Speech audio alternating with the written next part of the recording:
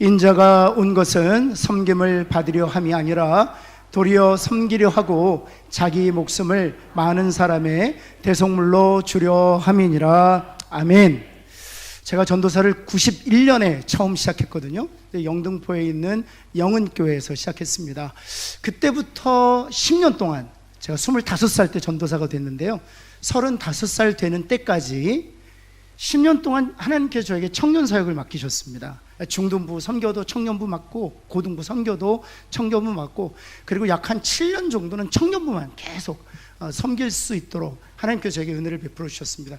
청년들을 섬길 때 주어지는 여러 가지 즐거움인데, 그 중에 하나가 무엇인가 하면 예상에도 없는 정말 저를 뜨끔하게 하는 질문을 청년들이 날카롭게 저에게 준다는 사실입니다. 그런 질문들은 저를 성경적으로, 신학적으로 성숙하는 데 도움을 주기 때문에 그렇죠.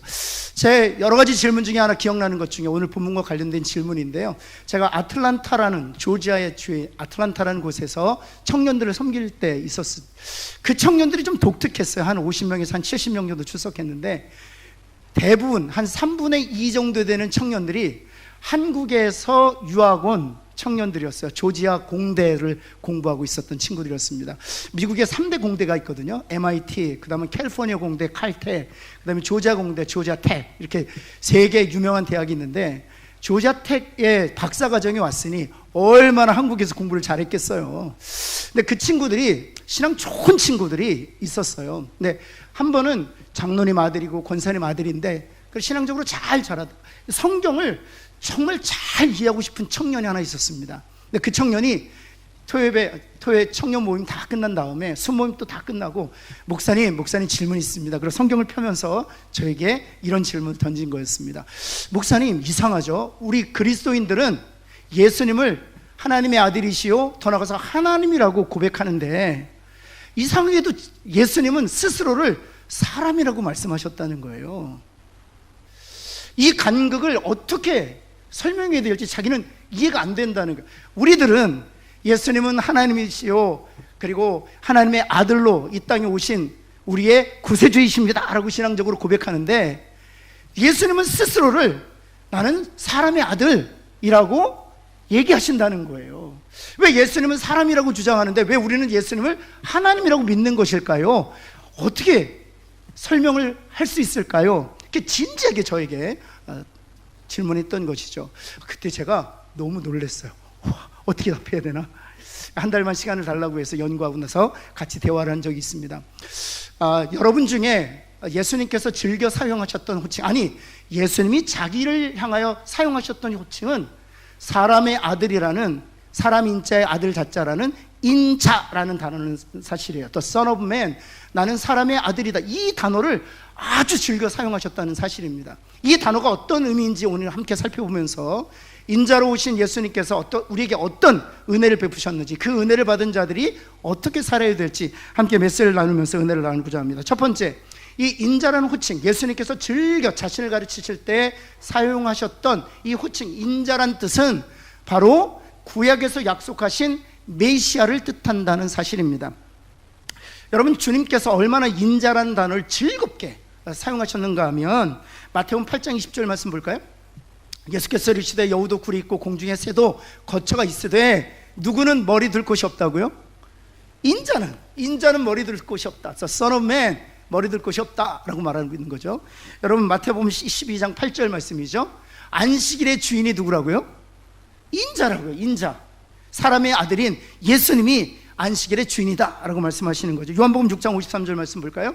예수께서 이르시되 내가 진실로 너희에게 이르노니 인자의 살을 먹지 아니하고 인자의 피를 마시지 아니하면 너희 속에 영생이 없는. 이와 같이 예수님께서는 많은 호칭이 있어요. 하나님의 아들, 또 하나님, 이런 호칭들이 많이 있지만 즐겨 자신을 가르치실 때 사용하셨던, 아니 오직 사용하셨던 호칭이 있다면 이와 같이 인자라는 단어입니다. 여러분, 그렇다면 이 인자라는 단어는 청년이 저에게 질문했던 것처럼 예수님께서 나는 사람일 뿐이야, 사람의 아들로 태어났어, 그것을 가르치시기 위하여 인자라는 단어를 사용하신 것일까요? 그렇지 않습니다. 이 인자라는 단어는 구약에서 앞으로 우리의 대속물이 되어주셔서 우리의 죄를 사하시고 우리를 의롭게 하시고 죽은 자 가운데 부활하셔서 다시 재림하심으로 이 땅에 천국을 가져오실 하나님의 구속주라는 의미로 이 인자라는 단어를 사용하고 있어요. 여러분 한번 다니엘서로 가보면은요, 하나님께서 다니엘에게 환상 비전을 보여주세요. 다니엘이 언제 활동했던 선지자였냐면 BC 539년에서 589년, 그래서 500년대에 활동했던 선지자예요. 바벨론의 포로 생활했던 이스라엘 사람이었죠. 근데 그에게 앞으로 500년 동안 되어질 일을 하나님께서 환상 가운데 계시로 보여주세요. 그것이 바로 7장에 기록되어 있습니다. 다니엘서 7장, 앞으로 어떤 나라들이 등장하고 어떤 나라들이 쇠하게 되고, 그리고 나서 하나님의 구속의 플랜이 어떻게 작동되는지를 설명해 주시는 것이거든요. 7장 한번 볼까요? 첫째는 무엇과 같다고요? 사자와 같은 나라가 등장한다. 그 나라는 다니엘이 섬기고 있었던 바벨론이 사용하는 그런 문장과도 같아요. 여러분, 예전의 나라에는요 깃발을 썼잖아요. 그 깃발에 동물들이 그려져 있습니다. 근데 바벨론은 바로 이 사자, 라이언을 자신의 문양으로 썼던 것이죠. 그래서 지금도 이 바벨로니아 이 성벽들을 이렇게 다시 한번 발굴해 보면 사자 문양들이 굉장히 많습니다. 그래서 사자와 같은 짐승, 다니엘이 종으로 섬기고 있는, 그리고 총리가 되어서 섬기고 있는 바벨론을 의미한다, 그런 뜻이죠. 근데 바벨론이 영원할 것 같지만 망한다는 것입니다. 그리고 바벨론을 대체할 나라가 등장하는데 그 나라는 어떤 나라와 같은가?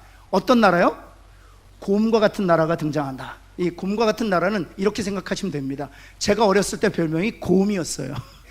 저 같은, 박시열 목사 같은 나라가 등장할 것이다. 근데 이 곰과 같은 나라는 어떤 나라인가 하면 메데 파사라는 나라로 성경이 기록되어 있습니다. 근데 우리가 잘 알고 있기는 세계사에서는 페르시아로 잘 알고 있어요. 이 페르시아는 일국이 아니고요, 메데인과 페르시아 사람들이 연합국으로 형성된 나라예요. 그래서 곰과 같은 나라가 바로 이 메데와 파사, 우리가 알고 있는 페르시아입니다. 그래서 바벨론이 망하고 나서 페르시아가 고대 근동지방을 다스리게 될 것이다 하는 것입니다. 근데 페르시아가 영원합니까? 아니요. 페르시아도 망하게 될 것인데 세 번째 나라가 등장하게 될 것이라는 것은, 그것이 6절이에요. 본즉 다른 짐승 무엇과 같은 나라? 정말 세 번째 등장하는 나라는 표범 같은 나라예요. 이 표범과 같은 나라는 마게도냐인데요, 이 나라를 다스렸던 사람이 바로 여러분이 잘 알고 있는 알렉산더 더 그레이트, 알렉산더 대왕입니다.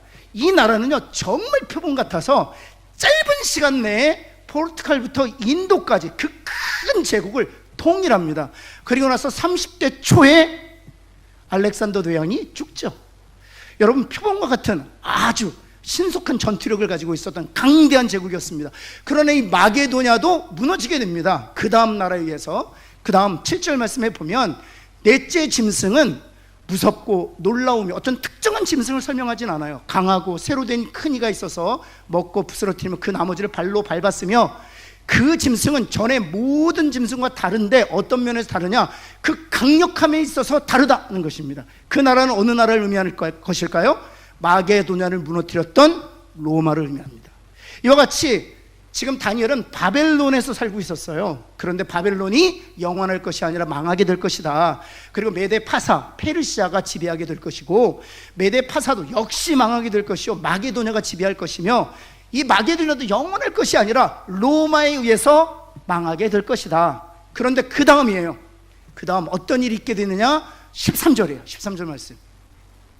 내가 또 밤 환상 중에 보니, 그 다음 어떤 단어가 등장해요?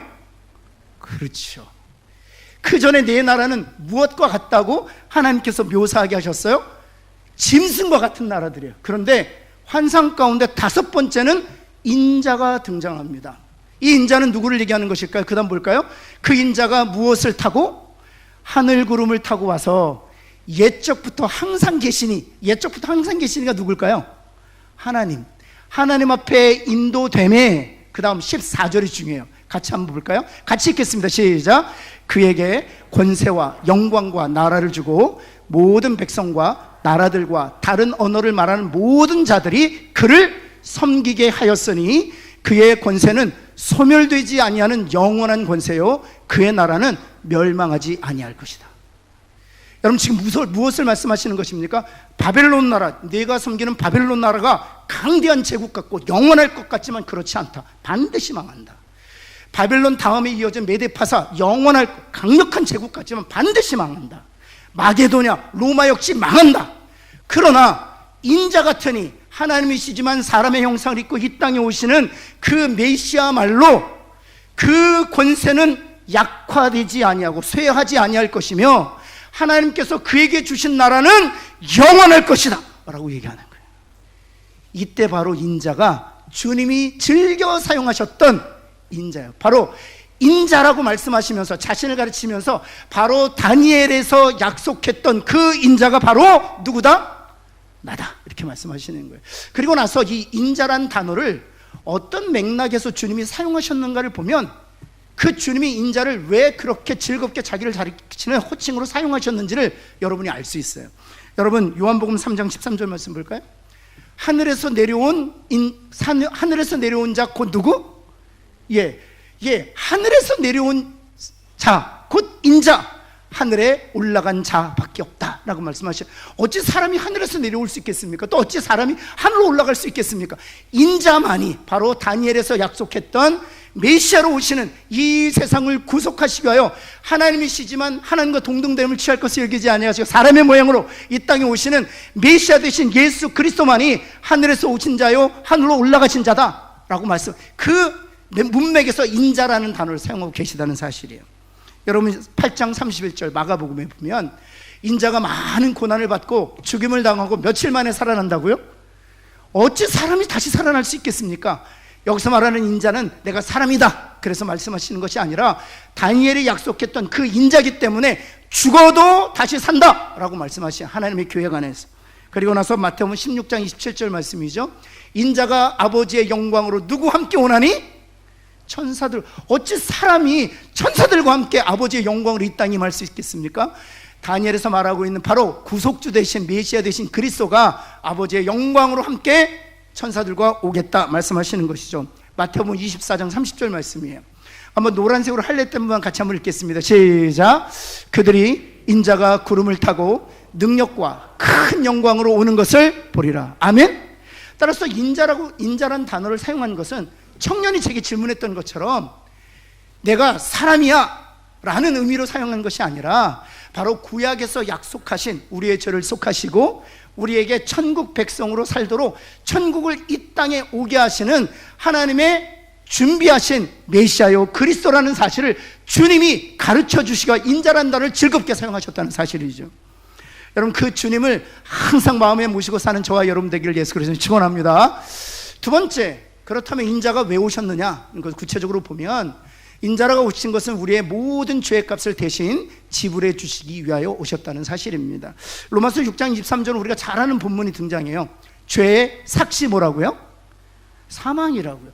종종 제가 성도들과 대화하다 보면 죄를 지으면 그 대가로 하나님이 사망을 정하셨다라고 생각하는 분들이 종종 있어요.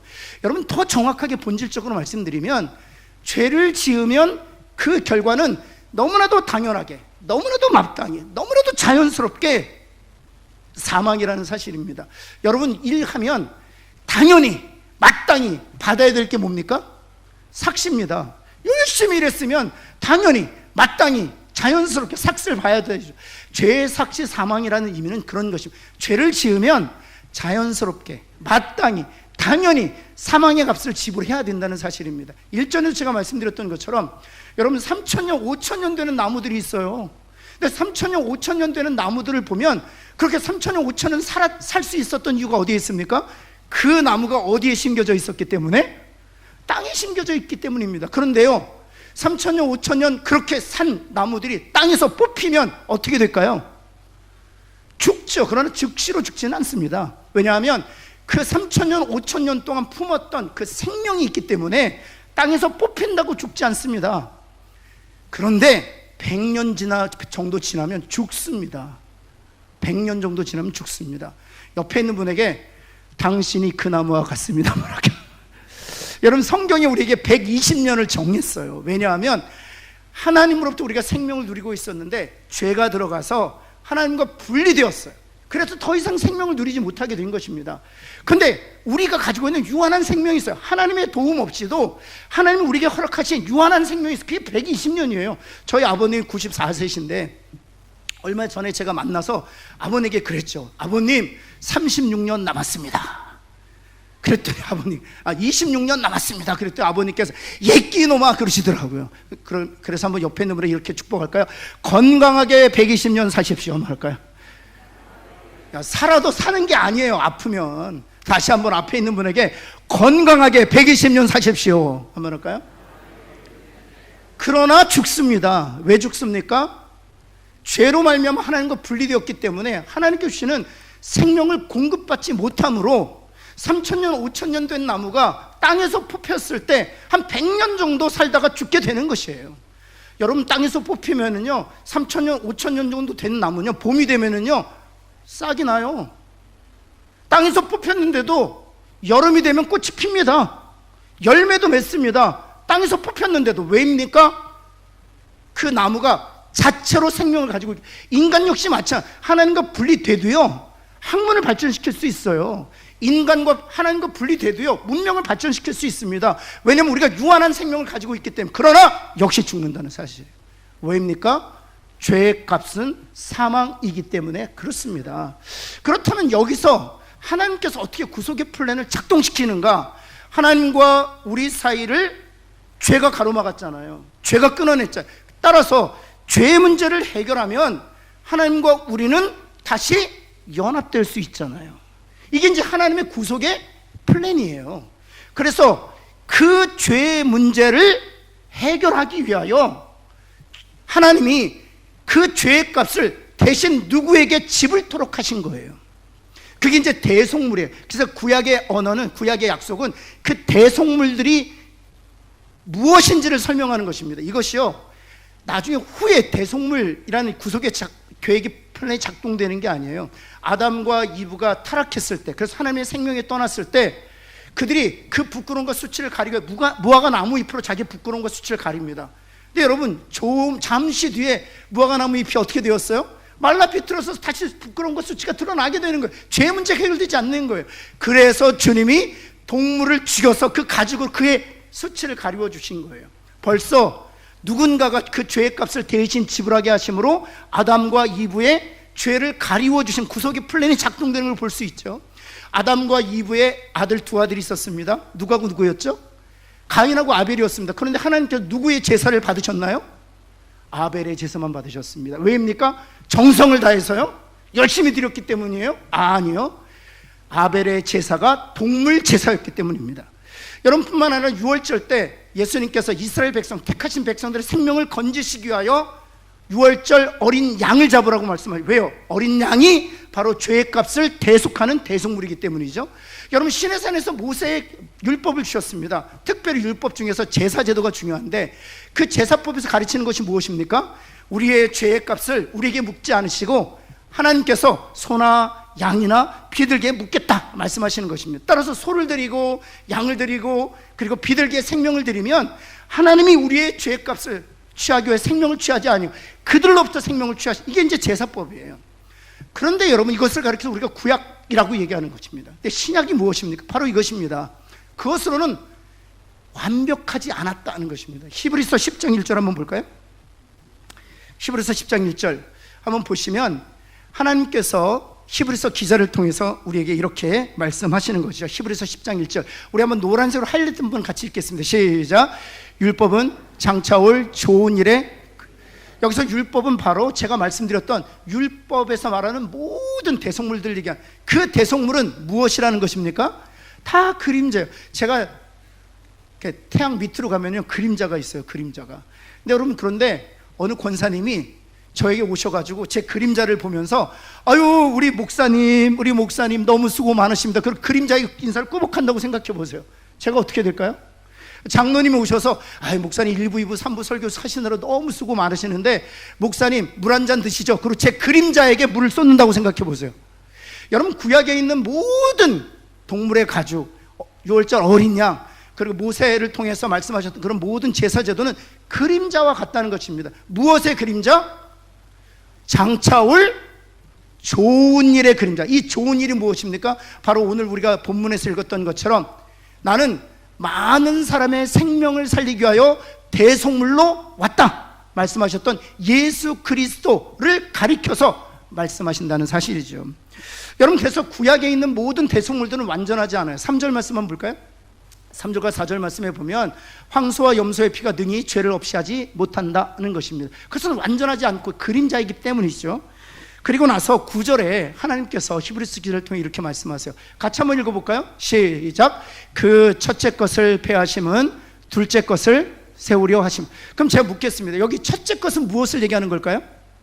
여기서 말하는 첫째 것은 구약에 있는 모든 그림자들, 소나 양이나 염소나 비둘기로 드렸던 모든 그림자들. 그러나 둘째 것이 무엇입니까? 바로 주님이 말씀하셨던 자신의 몸으로 드리는 제사를 의미하는 것이죠. 그리고 나서 10절 말씀 한번 볼까요? 이건 같이 한번 처음부터 끝까지 한번 읽겠습니다. 시작.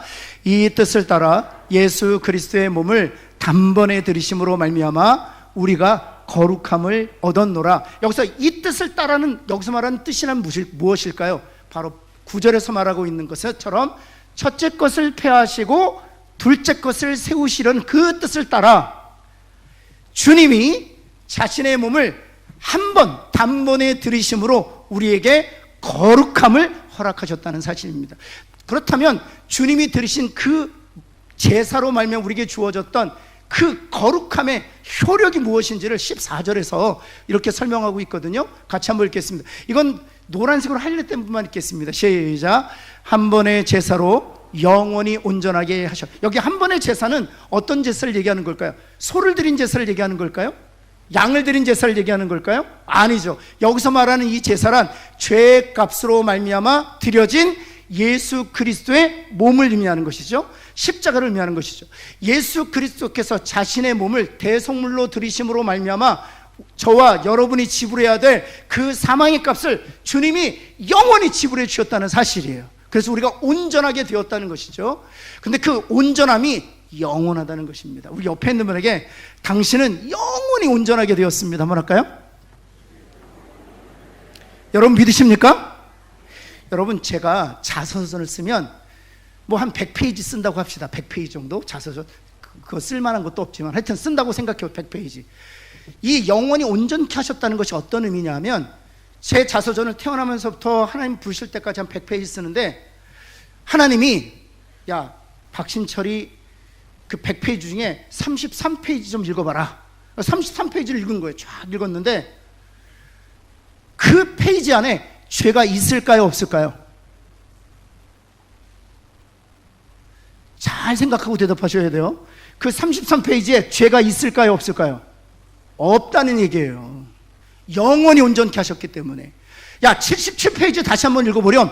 77페이지 읽는데 그 페이지에 죄가 있다 없다? 없다고요. 여러분 인생을 살면서 과거를 돌아보면 찢어버리고 싶은 페이지가 있으시죠? 여러분의 입장에서는.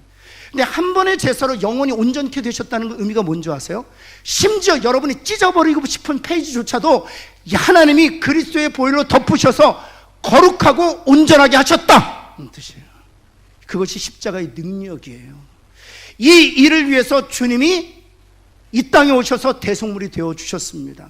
여러분이 생각으로 죄를 짓던, 여러분이 할 수 없어서 막장에 몰린 채 죄를 지었던, 아니면 의도적으로 죄를 지었던, 또 무의식 가운데 죄를 지었던, 그것이 어떤 모양의 죄일지라도 주님이 그 죄값을 한 번의 제사로 영원히 지불하신 줄을 믿고 하나님 앞에서조차도 흠도 없는 거룩한 존재가 되었다는 확신을 가지고 사는 저와 여러분 되기를 예수 그리스도의 이름으로 축원합니다. 여러분, 그리고 나서 그 은혜를 입은 하나님의 백성들에게 성찬을 허락하시는 거예요. 여러분, 주님께서 하신 말씀 들어보시겠어요? 요한복음 6장 한번 볼까요? 요한복음 6장에 보면 한번 같이 한번 읽겠습니다. 시작. 내 살을 먹고 내 피를 마시는 자는 영생을 가졌고, 이렇게 돼 있죠. 내 살을 먹고 내 피를 마시는 자는 무엇을 가졌다고요?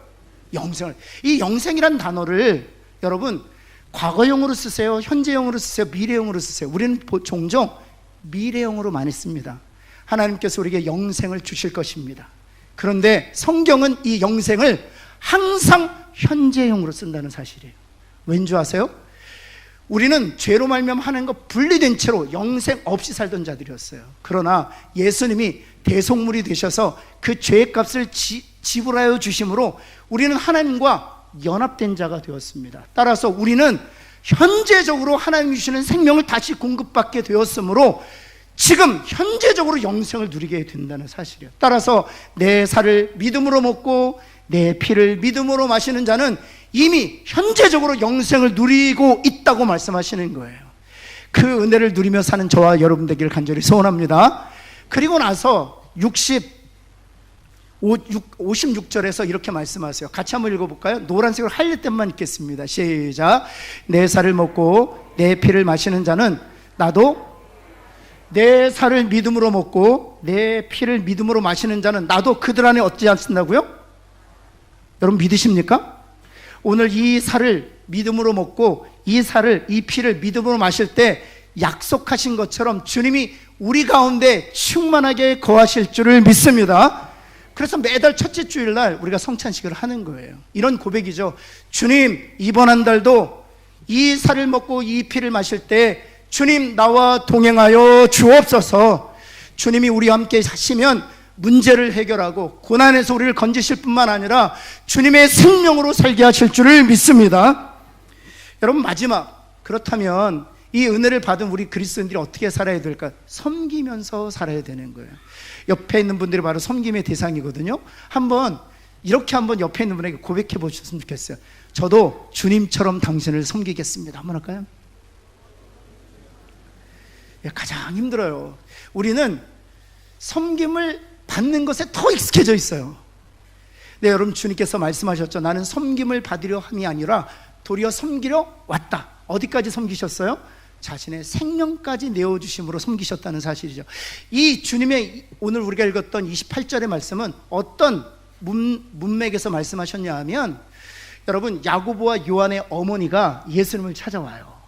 야고보 요한의 어머니, 예수님의 제자들이죠. 어머니가 예수님께 찾아와서 이런 요청을 합니다.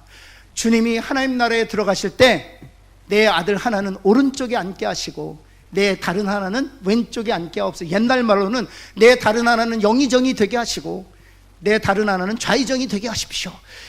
이 요청을 했다는 이야기를 10 제자가 들어요. 10 제자가, 나머지 10 제자가 어떻게 반응하냐 하면 24절 말씀 볼까요? 10 제자가 듣고 두 형제에 대하여 어찌했다? 화가 난 거예요. 뭐라고? 이런 문맥에서 주님이 말씀하세요. 그래서 주님이 이렇게 말씀하시죠. 26절 말씀 볼까요? 그렇게 분노를 터뜨리고 있는 제자들 향하여 누구든지 크고자 하는 자는 너희를 어찌하라고요?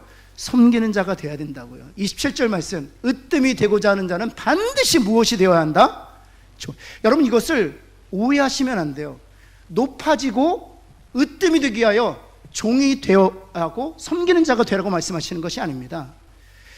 우리는 마땅히 예수님처럼 섬기는 자가 되어야 한다는 것입니다. 예수님처럼 그리스도의 종이 되어야 한다는 것입니다. 그리하면 하나님께서 예수님을 높이셨던 것처럼 우리를 높이신다고 말씀하시는 거예요. 사랑하는 성도 여러분, 이 살을 믿음으로 먹고 이 피를 믿음으로 마신 우리들 안에 주님이 계신다고 말씀하셨어요. 주님이 우리 안에 계실 때 우리는 우리 가정에서 섬겨야 돼요. 우리 일터에서 섬기는 자로 살아야 합니다. 더 나아가서 교회 공동체에서 섬김의 본을 보여야 되는 것이죠. 여러분 이 말씀 듣고 마치겠습니다. 이 럼펠로라는 사람이 있었대요. 영국 백작인 것 같아요. 이 럼펠로라는 사람이 어렸을 때부터 그리스도인으로 살았던 사람이에요. 이 백작이었기 때문에 땅도 많고 재산도 많았나 봐요. 근데 평생 주님께 헌신하고 싶은 것이 하나 있었답니다. 그것이 무엇이었느냐 하면 6월절 만찬 때 사용했던 성배를 찾아서 주님한테 드리는 것이 자기 일생의 헌신의 서약이었어요. 여러분 그래서 발굴단을 조직하고 대규모 발굴단을 조직하고 거기에 들어가는 모든 재정을 자신의 돈으로 지원했어요. 그래서 30년 동안이나 성배를 찾아다녔답니다. 근데 찾았을까요? 못 찾았을까요? 못 찾았습니다.